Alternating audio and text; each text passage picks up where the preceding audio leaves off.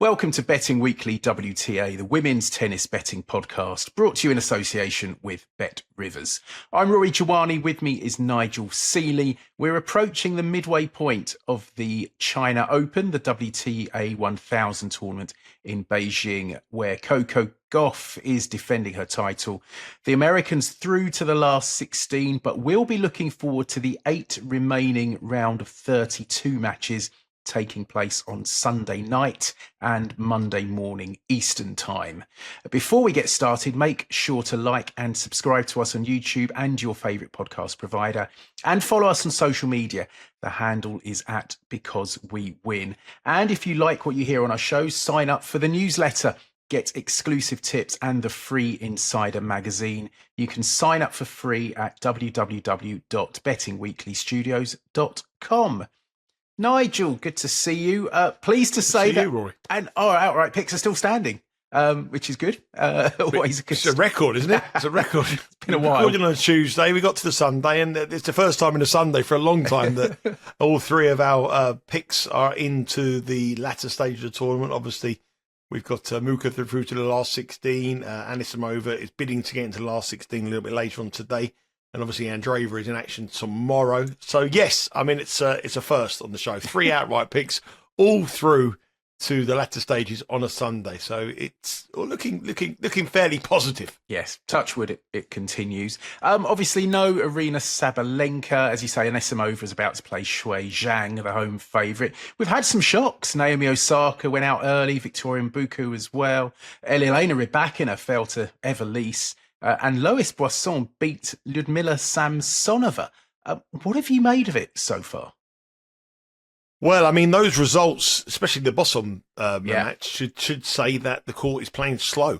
I think that is my idea of the match. I think that the idea is that it is playing quite a slow surface. I know that you've got the stats that don't really back it up, but from the human eye factor, I think this is quite a slow surface. So. Yeah, I mean, I can't see any way in a million years Boisson beating Samsonova if it was a quick surface. I know Samsonova's had an indifferent run at the moment, but that is a big win. And Rybakina getting beat by Leaks, I mean, that would never happen on a quick court. Yeah. So I spoke to you just before we went live, and I said that what's the data showing? I know you're the man with the data, because for me, I think it's slow, medium. I think slow to medium. But your stats tell us a little bit different. Yeah, it does look slow to medium, certainly to the eye. The service hold percentage is currently 65.5, which is bang on medium pretty much. But it kind of looks a bit like Indian Wells to me, quite slow bounce. We're not seeing that many aces, although the service hold percentage is higher than what it should be to my eye. The bounce is quite slow. So I think that helps players like, for instance, Anisimova. The ball's sitting up to be hit. Swiatek opened the bakery in her first match. I think the sort of the bigger servers are not finding life so easy here in this tournament. Just have a look forward to the weather for the week. It's set fair, high 20s Celsius. That's into the 80s Fahrenheit. Humidity's quite low, so it shouldn't be too testing for the players. I said our 3 players are currently still standing. The first match we're going to look at is at 11 p.m. tonight Eastern time, and it's one of those outright selections, Mirra and Andreeva. And the young Russian is up against Jessica Bouzas Maneiro of Spain. Andreeva's minus 480, Bouzas Maneiro plus 350. The spread's 5.5 games, totals 19.5. The Spaniard looked to have been struggling of late, but she's had 2 pretty good wins so far in straight sets over Jacqueline Christian and Diana Yastremska. Andreeva made fairly short work of Lin Zhu in round 2. Obviously, she had a bye in the first round, but she did make over 30 unforced errors. First meeting, Nigel, you got any view on this one? Well, we've got all the matches up for tomorrow. We won't probably have a view on every single match, and I've got an outright position here with Mirra and Andreeva. I think the slower it is, the better. You said it was you thought it was very similar to Indian Wells, where she won Indian Wells. She's a very good player in those sort of slower conditions. She also won in Dubai when it wasn't as quick as it has been over previous years. So I think the court conditions will suit Andreeva. I think the court conditions will suit Bouzas Maneiro as well. The 30 double faults, I'm not really too concerned unforced about that. Errors. Unforced errors, double faults.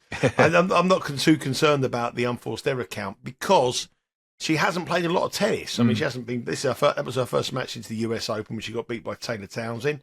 So I'm not. It's going to take her a little bit of time to get into her groove. She's come through the match. I think she'll be too strong for Bouzas Maneiro. 5.5 spread is quite a big number. 19.5 games is quite a low number. If we saw the form that Bouzas Maneiro shown sort of 3 months ago, this could be competitive.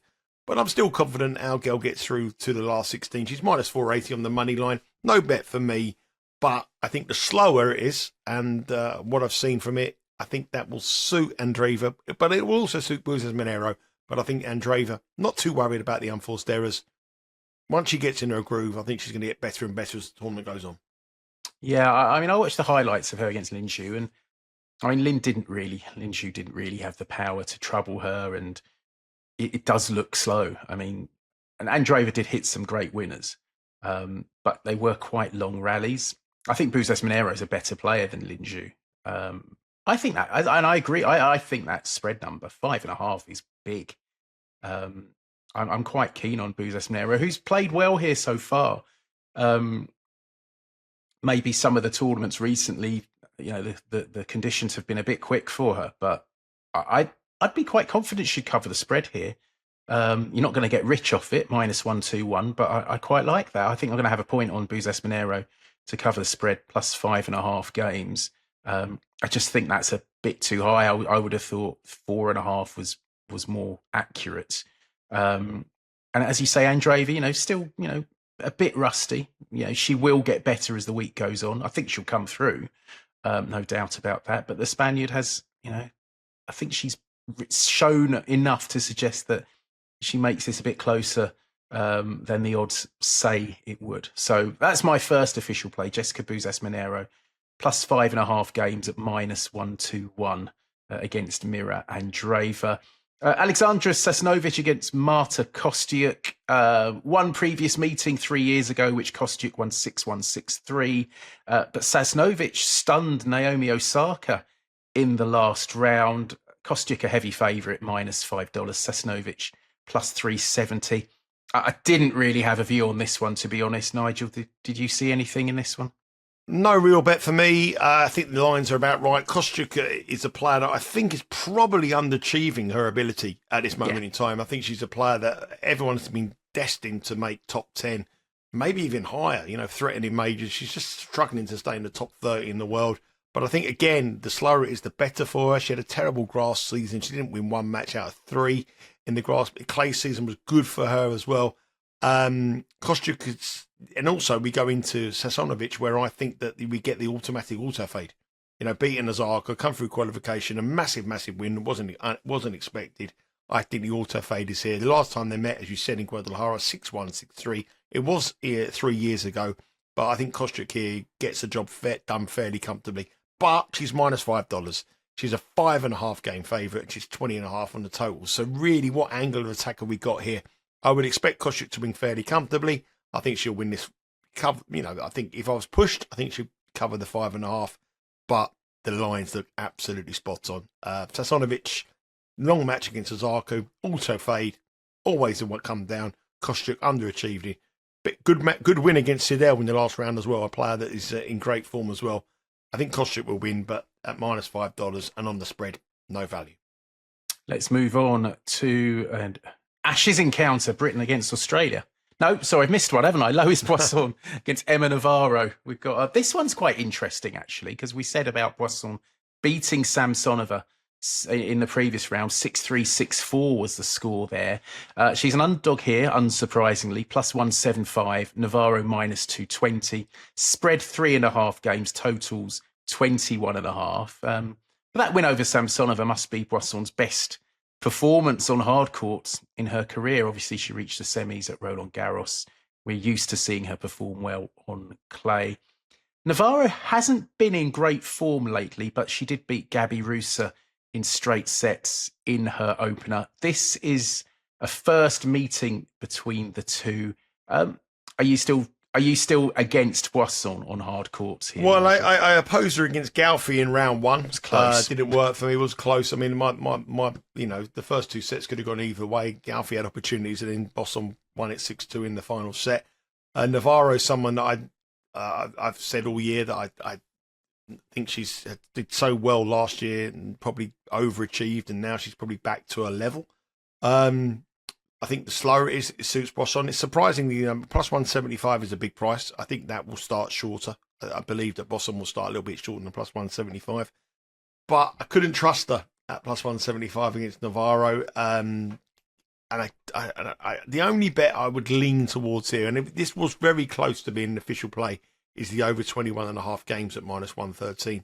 I mean, Boisson, 4 of her last 6 matches have gone into a final set. The Samsonova match, obviously, she won 6-3, 6-4, didn't, but she's goes into final sets many, many times. And if you look at Navarro over the last couple of years, she's always been a good bet to go into battles. So this has a look about it as a long, long match. I think if you look at Bosson's statistics in this tournament, she gives away a lot of points on her serve and then breaks back. It's a typical sort of clay court side kind of performances that you expect when you see her at Roland Garros.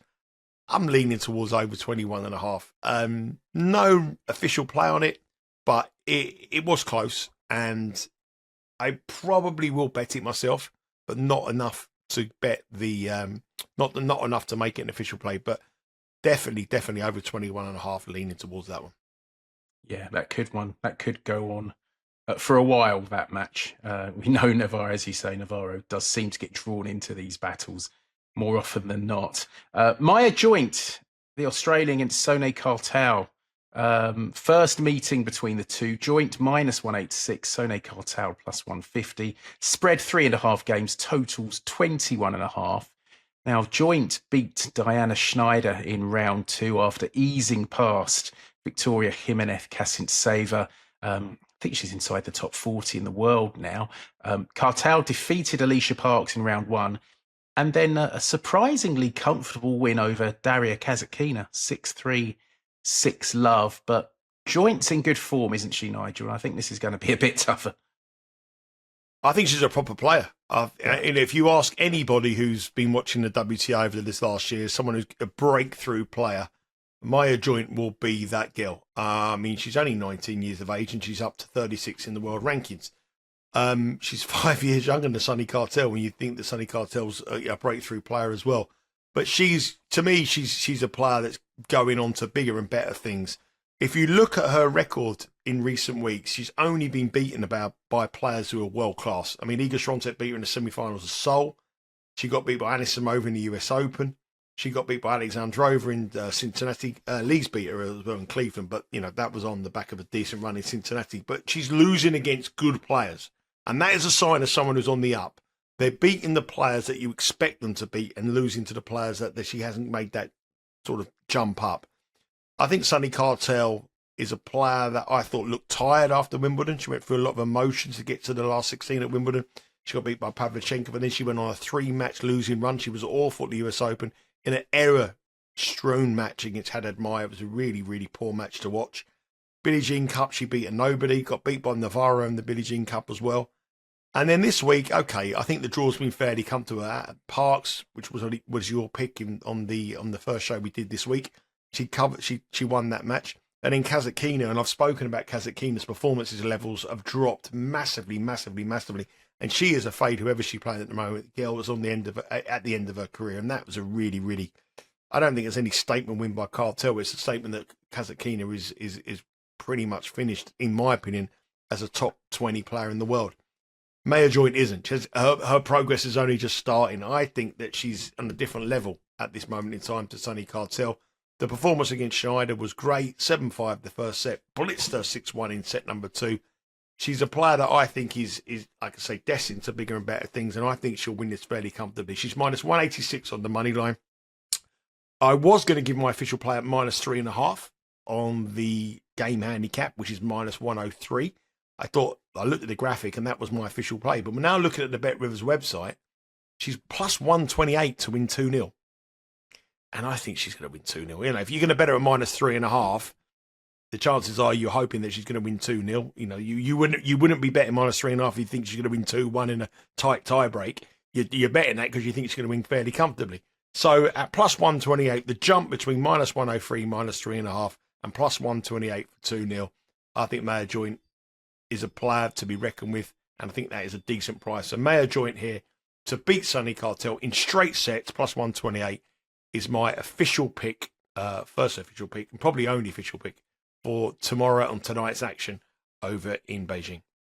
So there we go, Nigel, very confident there about Mayer Joint chances. You mentioned one of the players to beat her recently in Seoul was Iga Swiatek. We're looking at the world number 2 now, who of course is the top seed with Sabalenka injured, and she's a very short-priced favourite against Camila Osorio.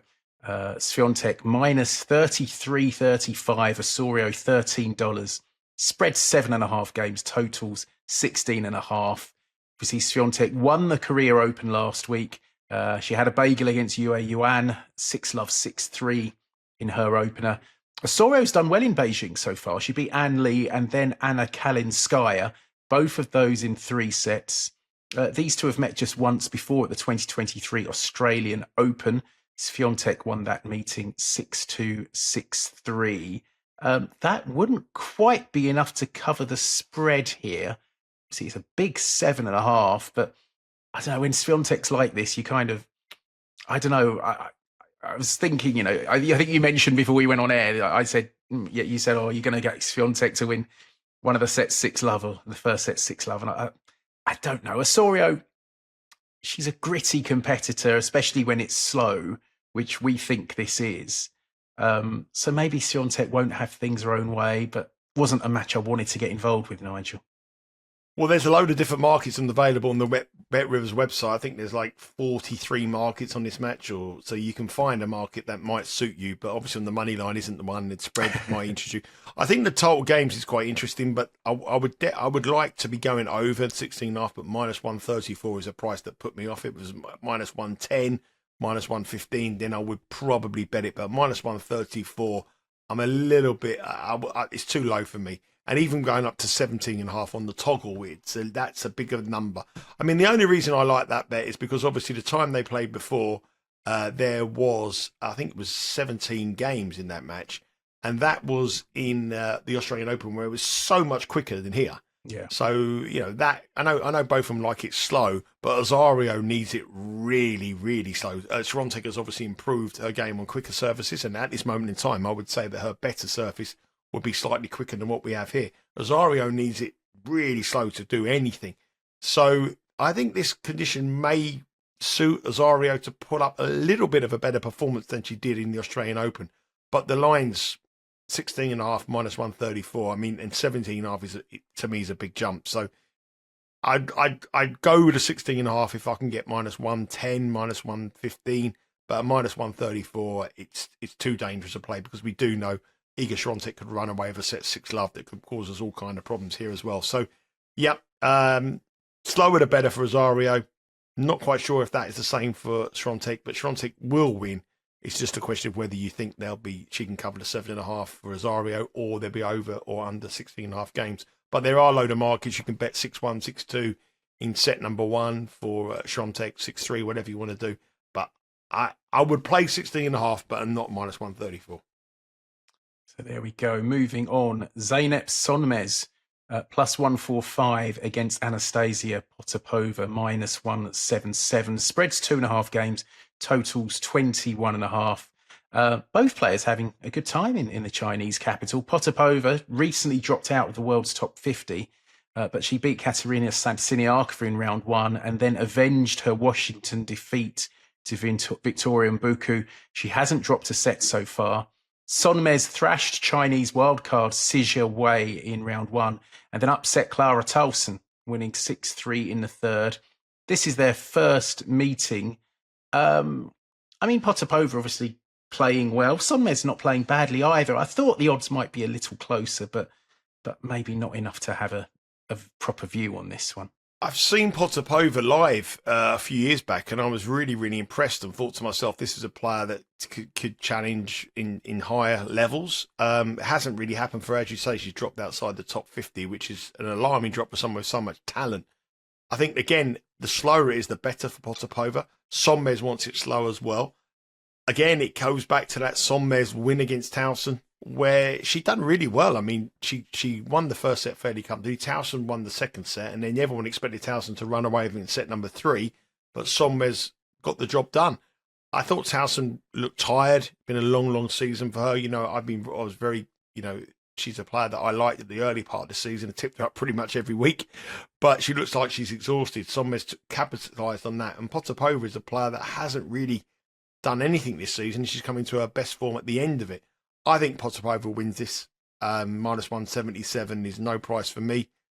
And again, spread minus 2.5, but it's minus 129. I mean, whenever there's a spread of minus 129 or anything under minus 110, I'm slightly concerned about taking it. I mean, the handicap should always be a level playing field in terms of money. And when you're getting minus 129 or minus 134, and you've got to go up to 3.5 and get the other side, you'll be plus 102, and Sonmez will be minus 129.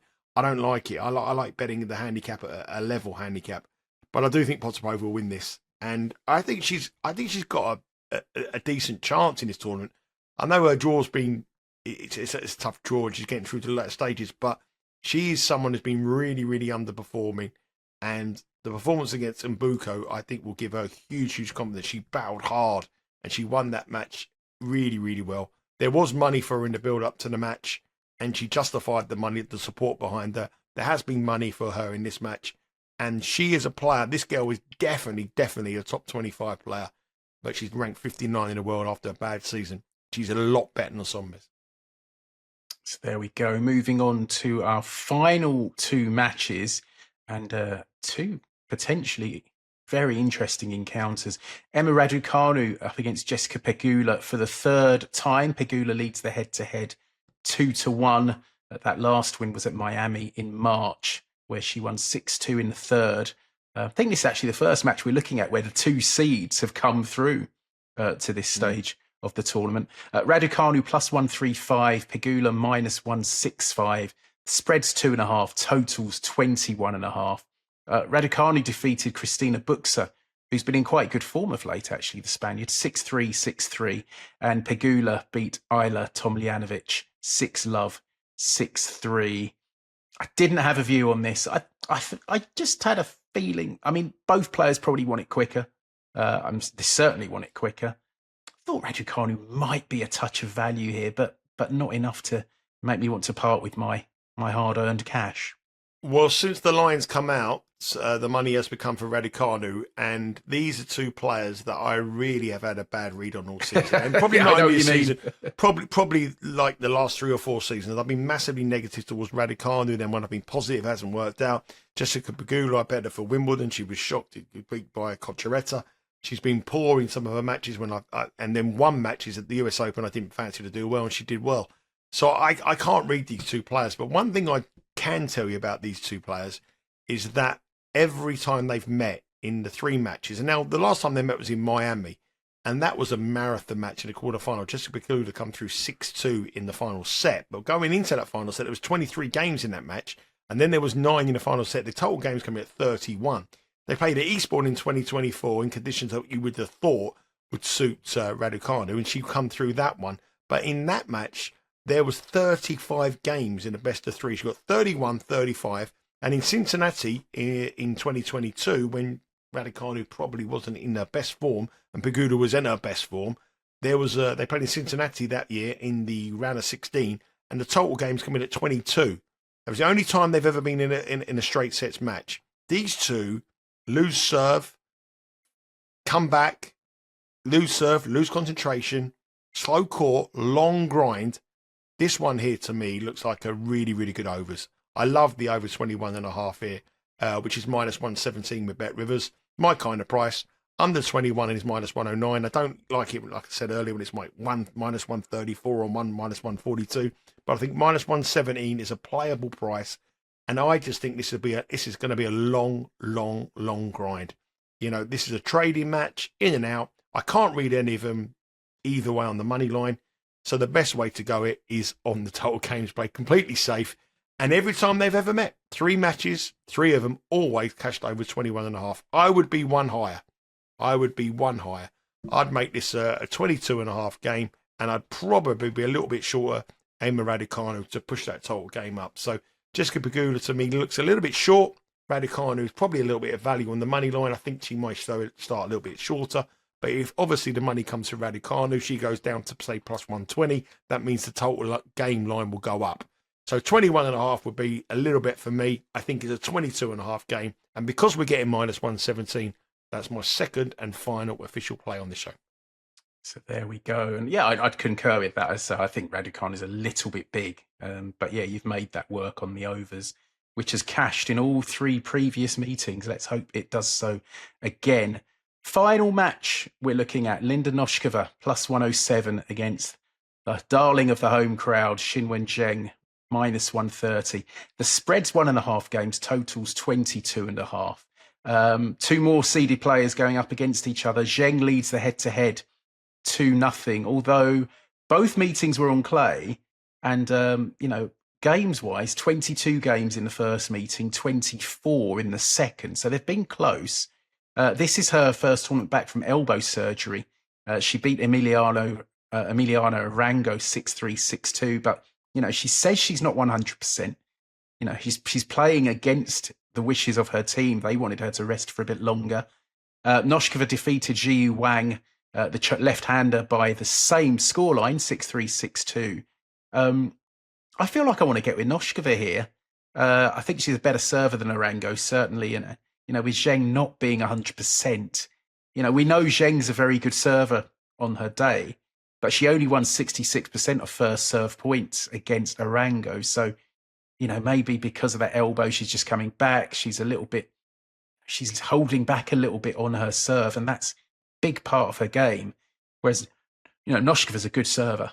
So I think Noshka's got a chance here at plus 107. What do you reckon? I think this is all about Zheng's injury, isn't it? I mean, they've only met once on the main tour, which you said in Rome in 2024. And in that match on a clay court, Zheng was minus $2. So now she's in front of her home crowd. She's minus 130. I think if she's fit, and that's a big question mark, if she's fit, then the minus 130 is a bet. But it's been factored in. Her fitness levels, and it's a question of how much you think that's been factored in. Obviously, your perspective is you think that it's been not factored enough, and you should think it should be. Other people might think it has been factored enough, and she's a bet here. So I think this bet here, you would need to know the locker room information. You're going against the home crowd as well, and this will be This will be packed out, absolutely packed out for this one. So the home crowd are going to be wild for her. But home crowd support doesn't do you great things, as you can see from the Ryder Cup this weekend. So we'll have just to get that one in there, Nigel. We'll have to see. We'll have to see what happens. But I'd be very cautious here, just because of Zheng's injury and how much she's got in. I mean, that win against Arango was her first match since Wimbledon first round, when she got beaten. And obviously, she got beaten in the semi-finals of Queen's Cup. It's a long time to be off, but would she have played this tournament if it wasn't her home tournament? That's the question. Probably not. Judging by these odds, the market thinks there is a big question mark up, because the last time they met was $2, and she won fairly comfortably after dropping the first set. She won the last 2 sets 6-1, 6-2. Yeah. So no bet from Nigel, but I am going to go for Noskova here. I don't think her fitness has been factored into this enough. I don't think she's serving well enough. It was okay against Arango, who's not really going to hurt you very much from the back of the court. She's a good scrambler, but Noskova does have the power to hurt you. And so I like Noskova here. So a point at plus 107 for me. So that is it. Those are the 8 matches taking place tonight and tomorrow morning Eastern time. Let's just recap the bets. Nigel, Maya Joint was your first one, wasn't it? Yeah, I've gone for Maya joint to win in straight sets. I think it's a better option than the -3.5. The -3.5 is -103, and Maya joint to win in straight sets is +128. So I'm going to go for Maya joint. I think she's a player on the up, and I think she'll beat Sunny Kartal. And that match, I believe, starts at 4 a.m. Eastern time. 4 a.m. Eastern time. And my second bet is I'm going to go for over 21.5 games in the match between Emma Raducanu and Jessica Pegula at -117. The two of them have played 3 times previously in their careers, recent history as well, and every single one of them has cashed over 21.5. This is a slow court. I think it's going to be a long slog. I can't see either one of them winning it fairly comfortably. I think it'll be a battle out there, and I expect a long grind. So over 21.5 at -117. And my 2 picks, Jessica Bouzas Maneiro in the first match, which is at 11 tonight Eastern time. I hope she can cover the spread against Mirra Andreeva. So Bouzas Maneiro +5.5 games at -121. And then the late match in front of the home fans should be a good atmosphere for Linda Noskova and Qinwen Zheng. I like the Czech. Still some doubts over Zheng's fitness. So Noskova on the money line at +107. So that's it for this week on Betting Weekly WTA. Nigel, we got show with Sean today or tomorrow? We did the show yesterday. Oh, it was yesterday. It was last night. We were back on Tuesday looking at the tournament in Shanghai. It's the 1000 event in Shanghai. We've got Betting Weekly Tennis Live Monday through to Wednesday, which you're a part of. We've got Betting Weekly Live. The Champions League is back Tuesday, Wednesday, and the Europa League is on Thursday. So a big weekend of soccer. And we have all the stuff on the Instagram. We are at Everton tomorrow. We're going to see Everton against West Ham. Myself, Steve Wish, Simon Holden, and we're bringing one of our subscribers, or someone who's a big fan of the show, is coming over from America, and we're going to. He's in Liverpool, so we said we're going to take him to the new stadium. So make sure you subscribe because you could be next. Absolutely, yeah. It looks good, the new stadium at Everton, doesn't it? It looks. We'll let you know tomorrow. We'll certainly know what the old beer's like. That's for sure. Well, enjoy yourself there, Nigel, and thanks for your company as always, and thanks for watching as usual. Hopefully, we've pointed you in the right direction of some winning tickets. But that's it for this week. We'll see you again soon on Betting Weekly WTA.